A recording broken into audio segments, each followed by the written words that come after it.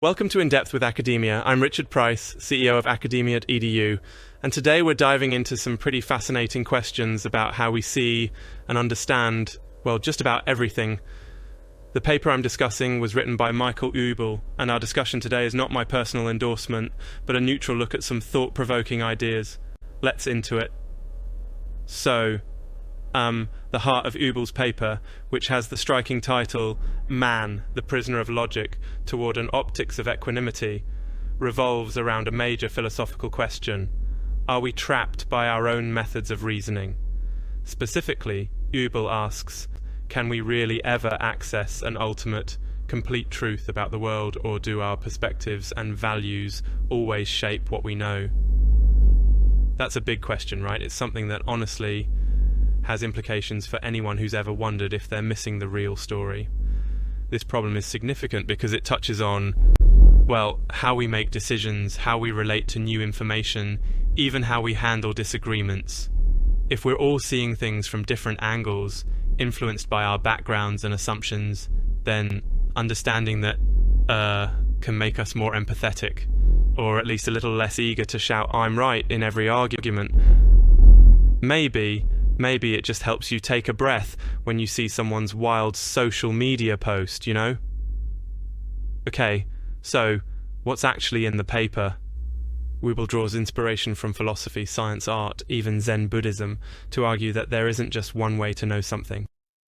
In fact, he uses the term perspectivism, this idea that knowledge depends on the viewpoints we bring.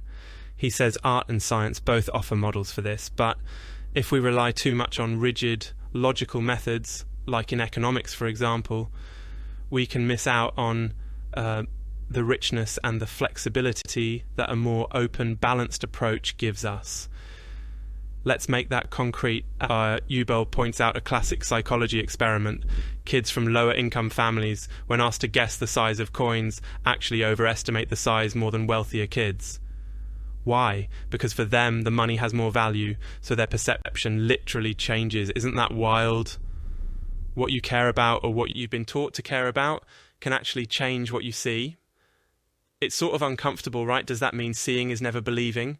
He then weaves in art history and philosophy, talking about painters, the philosopher Nietzsche, and even ancient Chinese thinkers like Zhuangzi, to show that many traditions agree. We can only ever get a more complete understanding by looking from multiple perspectives. Objectivity, in this reading, means pulling together as many viewpoints as possible, rather than pretending you're standing outside of it all. The method Ubel really digs into is what he calls equanimity, basically a balanced way of knowing. He draws on the German writer Goethe, who believed in this delicate empiricism, letting nature, or your object of study, kind of reveal itself to you. Not hacking away at it with logic, but noticing what changes as you change your angle. Goethe even thought you could only know something by resembling it, by sort of moving with it. There's this beautiful image, if the eye were not sun-like, it couldn't see the sun. So what you bring shapes what you see, which, is both comforting and a little unnerving. Maybe a little digression here, this makes me think about photographs. Ever notice how, no matter how hard you try, you and your friend can look at the same photo and see totally different things?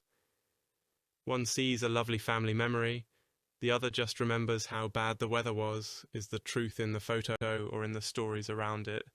But I digress. Anyway, coming back, Ubel is always careful to say that an equanimous approach isn't passive or lazy. It actually means actively exploring, always shifting, never settling for a single, final answer, and, importantly, recognizing that logic and strict rationality, while useful, can also become prisons if we worship them above all else. Why does this matter for you? Well, if you start noticing the way your values or experiences color your perceptions, maybe you'll be a little gentler with yourself and others when you hit disagreements or uncertainty. Maybe, when things get confusing, it's not a sign you're failing to get it right. It's just the sign that the world has more layers left for you to explore. Remember, academic research, like this paper by Michael Ubel, is not some absolute truth from on high. It's an invitation to look from different positions, to see how much more nuanced and, well, how much more interesting the world can be. I'm just presenting these ideas for you to chew on, not stamping them with my own approval. So, what do you think? Are you a prisoner of logic, or are you ready to shake up your perspective, even just a little? That's it for today on In Depth with Academia. Thanks for listening, keep questioning and keep noticing the many ways you can see the world.